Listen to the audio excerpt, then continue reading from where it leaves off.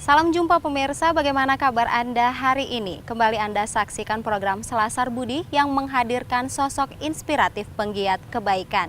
Pemirsa, saya ajak Anda untuk mengenang peristiwa gempa bumi Aceh dan juga tsunami pada tahun 2004 silam. Dan hari ini Selasar Budi akan mengupas kiprah orang-orang di balik pendirian Rumah Anak Madani yang menampung dan juga menghidupi ratusan anak-anak korban gempa bumi dan tsunami Aceh. Saya Rahma Mandasari akan kembali sesaat lagi setelah tayangan berikut.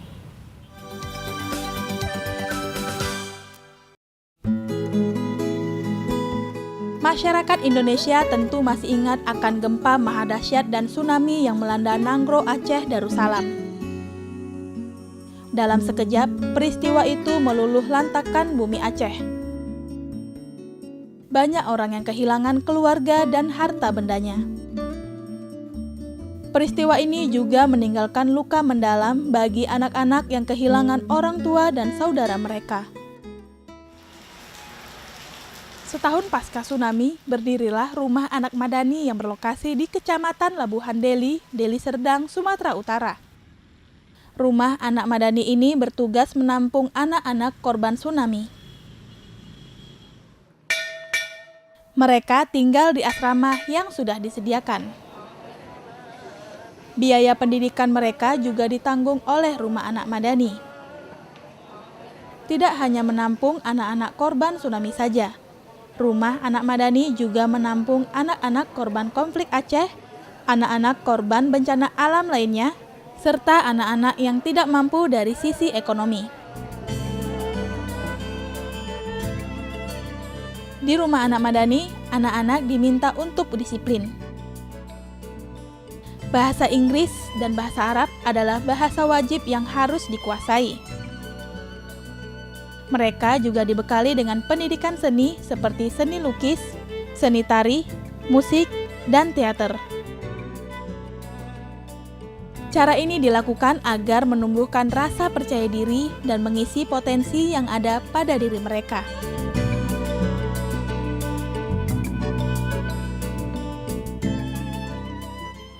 Baik pemirsa, Rumah Anak Madani telah berkiprah untuk menghidupi ratusan anak korban gempa bumi Aceh dan juga tsunami yang terjadi pada tahun 2004 silam. Langsung saja kita akan berbincang-bincang dengan Pak Henry Bahrul Alam. Pak, selaku pimpinan Rumah Anak Madani, dan di sampingnya juga ada Zul Fadli. Panggilannya apa ini, Zul atau Fadli? Fadli aja, nggak mau dipanggil Zul ya. Fadli ini adalah anak Madani yang sudah tinggal di sini ya. Sebenarnya sudah berapa lama tinggal di sini, Fadli? Sudah 6 tahun. Sudah 6 tahun ya. Baik, saya ke Pak Henry terlebih dahulu nih.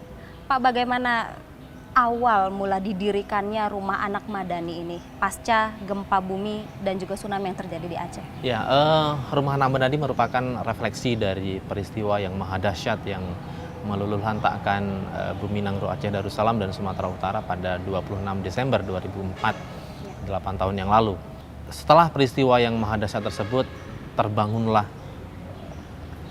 inspirasi dan juga banyak kalangan yang merasai iba dan lain sebagainya, sehingga terkumpullah dana dari beberapa instansi seperti Palang Merah Indonesia, Singapura Red Cross, dan lain sebagainya, sehingga terbentuklah sebuah yayasan yang dinamakan dengan Yayasan Wisma Anak Korban Bencana Alam Nanggroe, Aceh, Darussalam, dan Sumatera Utara, yang selain memberikan bantuan berupa makanan dan lain sebagainya, juga berinisiatif bagaimana anak-anak korban bencana alam yang ada di Nanggroe, Aceh, Darussalam, dan Sumatera Utara, mereka juga mendapatkan masa depan yang lebih cerah dibandingkan dengan peristiwa sebelum peristiwa tersebut.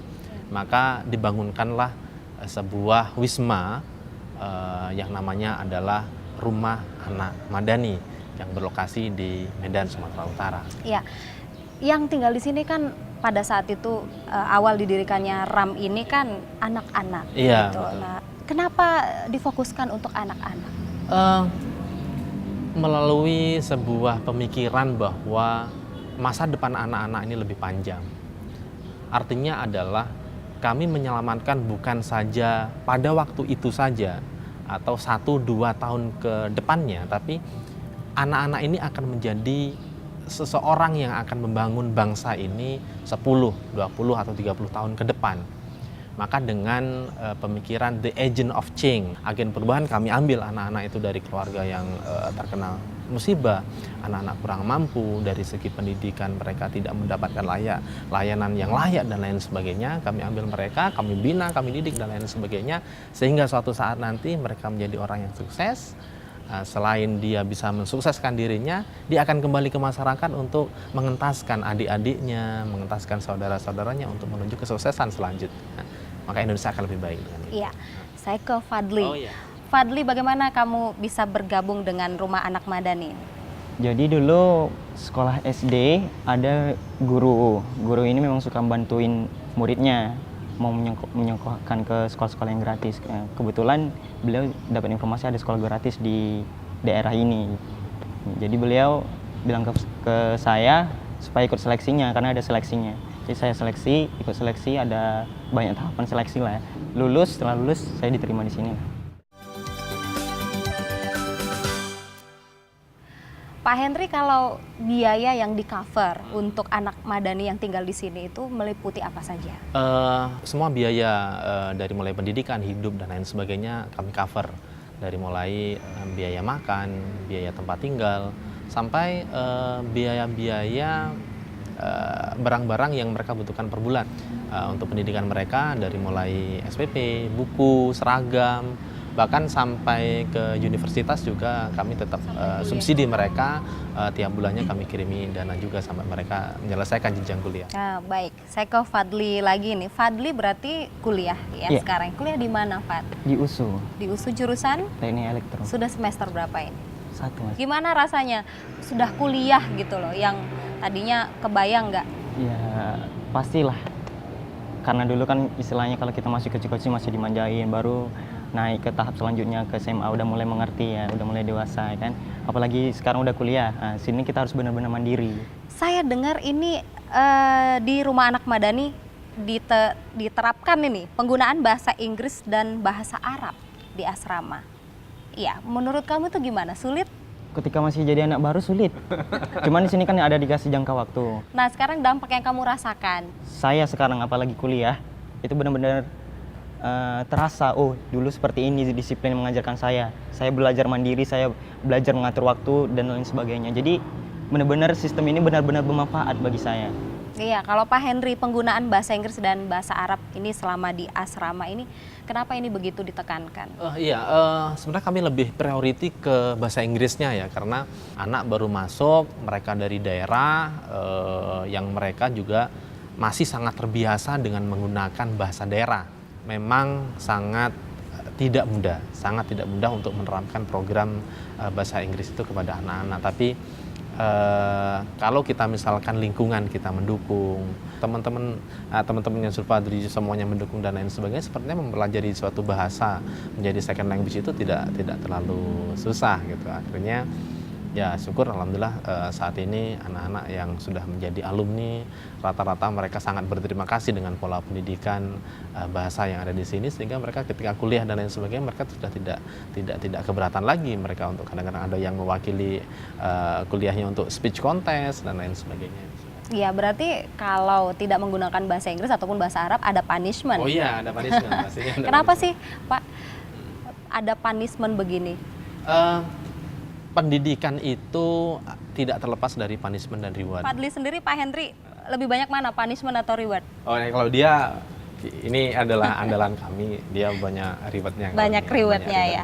Dia bahkan pernah mewakili Indonesia dalam ajang Global Enterprise Science ya, waktu itu menang di Pertama di nasional ASEAN Science Enterprise Challenge. Di ASEAN Science Enterprise Challenge yang ada di Jakarta, menang, akhirnya mewakili Indonesia di Global Enterprise Challenge yang ada di Singapura. Wah, bahasa Inggrisnya. Hebat ini ya. Pak Henry, kabarnya Rumah Anak Madani ini juga menampung anak-anak korban bencana lain selain gempa bumi dan juga tsunami di Aceh itu. Ini bagaimana? Kok bisa ada konsep yang kedua ini? Setelah 2005, kami tidak berhenti di situ saja. Jadi kami terus mengembangkan rekrutmen. Jadi tahun 2006 kami juga merekrut karena tahun 2006 itu ada korban banjir bandang yang ada di Langkat. dan juga korban gempa yang ada di Mandailing Natal waktu itu. Sehingga kami tetap konsisten untuk membantu anak-anak yang korban bencana sekaligus dari keluarga yang kurang mampu, agar tetap bahwa program sosial kami untuk membantu mereka itu tetap berjalan. Ya, baik Pak Hendri dan juga Fadli, nanti kita sambung lagi ngobrol-ngobrolnya, semakin seru nampaknya, namun setelah tayangan berikut ya. Pemirsa, sejak di tahun 2010, Rumah Anak Madani juga mendirikan sekolah sendiri, mandiri. Seperti apa? Kita simak tayangannya berikut ini.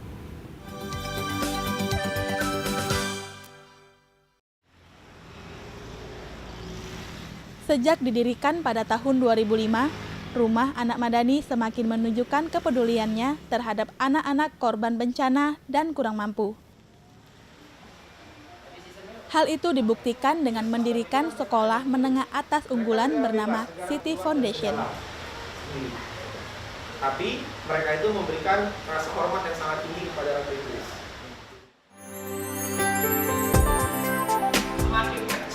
City Foundation berdiri pada tahun 2010. Setiap tahunnya, sekolah ini menampung 100 anak yang tidak mampu dari segi ekonomi, namun berprestasi.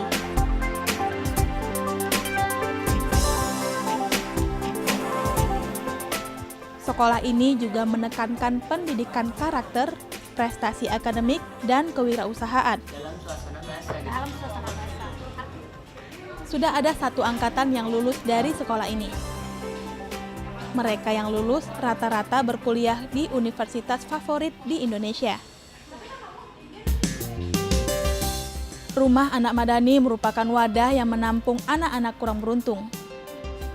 Anak-anak ini diarahkan menjadi anak yang berprestasi untuk meraih masa depan mereka yang gemilang.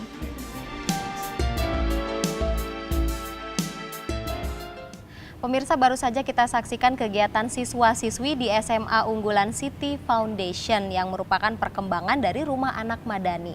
Dan kali ini sudah hadir bersama saya Pak Daulat Siregar selaku Kepala Sekolah SMA unggulan City Foundation. Apa kabar Pak Daulat? Wah, sehat, luar biasa. Tamu baru ya. Dan masih juga bersama dengan Pak Hendri selaku pimpinan Rumah Anak Madani. Saya ke Pak Daulat.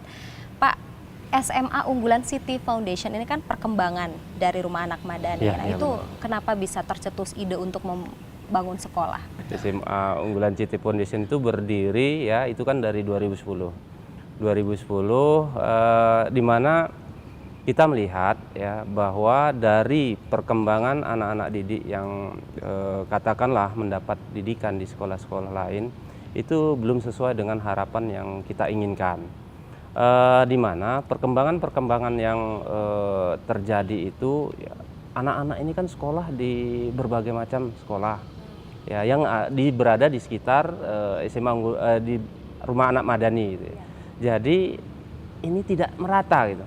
Apakah itu dalam karakternya, kemudian dalam pengetahuannya, kemudian dalam target-target pencapaian untuk masuk ke perguruan tinggi, ini tidak merata. Jadi ini yang melandasi kita ingin membentuk satu sekolah di mana ini bisa kita ukur, kita kelola sendiri, kemudian hasilnya akan kita lihat ke depannya sejauh mana. Itulah dasarnya untuk berdirinya sekolah SMA unggulan City Foundation. Iya, SMA unggulan. SMA unggulan. Keunggulan apa ini? Ya, kalau dikatakan keunggulan, kita punya visi gitu ya, visi. Yang pertama itu ya unggul secara karakter. Gitu. Jadi kalau dibilang karakter itu dia harus berdisiplin, harus jujur, harus kerja keras dan lain sebagainya. Yang kedua itu prestasi. Jadi siswa-siswi di sini itu harus berprestasi. Yang katakanlah di sekolah yang menjadi target utama itu kita sainsnya itu. Jadi sainsnya ini menjadi dominan di sekolah. Ya. Jadi di sekolah itu kita bisa membentuk ya siswa itu menjadi unggul di bidang sains, yang terutama ini bisa kita lihat ketika ada event olimpiade sains nasional. Ini bisa didominasi oleh siswa-siswi SMA unggulan City Foundation, terutama untuk 3 tingkat kabupaten kota ya, kita dominasi, dan sekolah kita telah dinobatkan menjadi sekolah yang paling berprestasi di bidang akademis oleh Bupati Deli Serdang. Fokusnya berarti ke sains, Pak? Iya, untuk prestasi. tapi tidak menampik untuk bidang-bidang yang lainnya gitu. Semua harus prestasi, tapi fokus kita ke sainsnya. Memang sejak kelas 10 anak-anak didik di SMA Unggulan CT Foundation ini kita arahkan ke sains gitu. Baik, Pak Hendri, saya dengar banyak orang yang bilang kalau rumah anak Madani ini udah nggak ada lagi. Padahal Iya, sebenarnya iya. masih ada ini. Bagaimana komentar Bapak? Iya, kami tetap eksis. Jadi program Rumah Anak Madani yang dari tahun 2005 sampai saat ini tetap ada. Nah, saat ini Rumah Anak Madani lebih konsentrasi kepada program asrama. Jadi kalaulah dulu anak-anak itu bersekolah di luar, jadi asramanya di Rumah Anak Madani, sekolahnya di sekitar komplek kan, di sekitar kampus dan lain sebagainya. Nah, saat ini tetap bahwa komplek ini, asrama ini tetap Rumah Anak Madani dengan disiplin, dengan pola pembinaan, pola pendidikannya sama seperti dulu, bahkan kita lebih upgrade lagi, lebih bagus lagi. Nah, mereka sekolahnya di SMA Unggulan CT Foundation. Pak Hendri, kalau anak korban tsunami Aceh 2004 silam masih ada yang tinggal di asrama berarti? Saat ini sudah tidak ada lagi. Jadi mereka sudah ke perguruan tinggi. Jadi ada beberapa anak yang di Bandung, ada anak kita yang kemarin itu ada masuk di ITB, ada yang di Undip di Ponorogo, ada yang ada yang ke Unsia, dan ada beberapa dari mereka yang sudah kembali ke orang tua, ke masyarakat dan lain sebagainya. Pak Daulat, selain aspek karakter tadi yang utama, kemudian prestasi akademik itu, ada lagi aspek lain yang ditekankan untuk anak Madani ataupun siswa-siswi di SMA Unggulan? Tentu aspek entrepreneurnya. Entrepreneur, Kewirausahaan. Jadi itu adalah visi kita yang ketiga. Gitu. Jadi setiap anak di sini itu dibekali. Kewirausahaan ini kita setting dari kurikulum. Gitu. Dari kurikulumnya itu diajarkan di kelas. Kemudian ada praktik. Ini setiap Sabtu dibimbing oleh masing-masing guru. Ada ya masak-memasak, ada pertukangan, ada pertanian, ada doorsman dan lain sebagainya. Kemudian ini berkelanjutan. Setelah anak itu katakanlah liburan, ya liburan kalau sekolah lain itu kan SMK yang praktik gitu. Kita di SMA ini mengadakan praktik juga.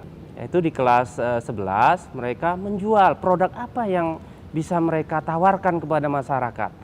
Nah, inilah menjadi bekal saya kira. Ya, sama kan Pak, seperti Rumah Anak Madani, untuk bisa menjadi anak Madani yang diasramakan di sini kan ada proses seleksi. Kalau untuk SMA Unggulan City Foundation ini? Ya, seleksi awalnya tentu berkas ya. Berkas itu adalah rekomendasi dari sekolah. Ya, dari sekolah, kemudian nanti ada dari ya katakan kelurahan, ya dari lurah bahwa menyatakan itu memang anak-anak yang tidak mampu.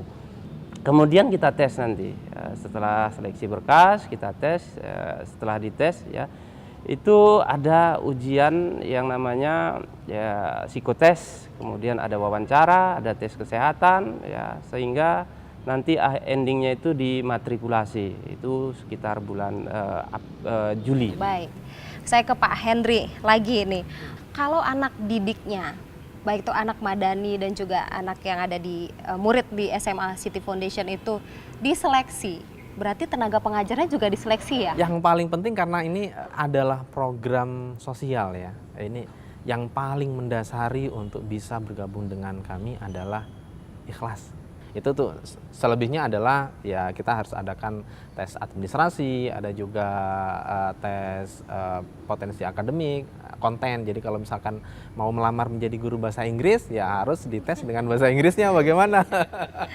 Yang penting harus ikhlas. Itu yang paling poin yang paling utama. Pak Hendri dan juga Pak Daulat ditahan dulu, nanti kita lanjut lagi ngobrol-ngobrolnya setelah yang satu ini. Pemirsa, seperti apa pendapat guru dan juga siswa di sini? Kita simak dalam tayangan berikut.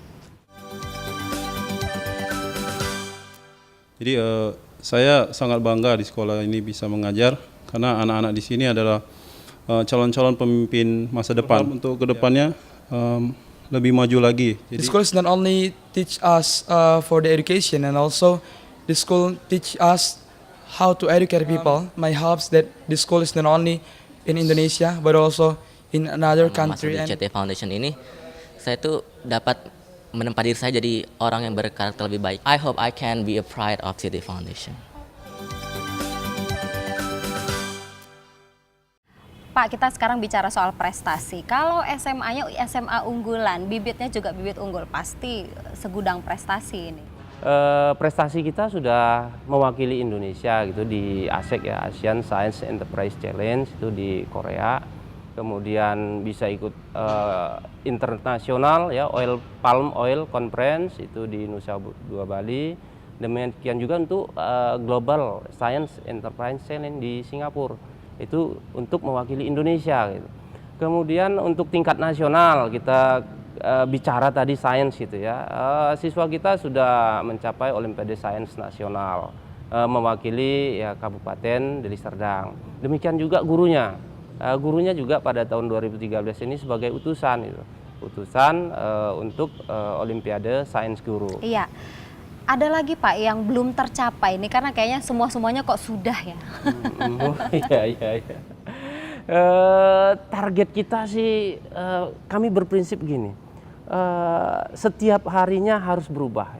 Perubahan itu adalah jiwa kami gitu. Jadi target-target kami ya harus mencapai yang maksimal itu.